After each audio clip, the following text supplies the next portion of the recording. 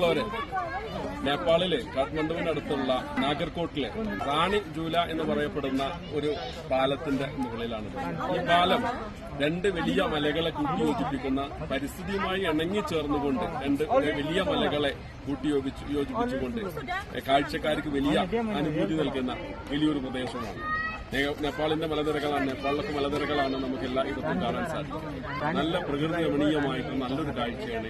ഇതിന്റെ നിർമ്മാണത്തിലാണ് നമ്മൾ ഇവരെ പ്രശംസിക്കേണ്ടത്. കാരണം യാതൊരു വിധത്തിലും ഈ പരിസ്ഥിതിക്ക് യാതൊരു കോട്ടവും സംഭവിക്കാത്ത രീതിയിൽ ഇവിടെ വലിയൊരു തൂക്കുപാലം നിർമ്മിച്ചിട്ടും ഒരു വിധത്തിലും ഈ മലകൾ വെട്ടി നിരത്തിയിട്ടില്ല. ഇവിടേക്ക് വാഹനം വരില്ല, നടന്നിറങ്ങി വരണം.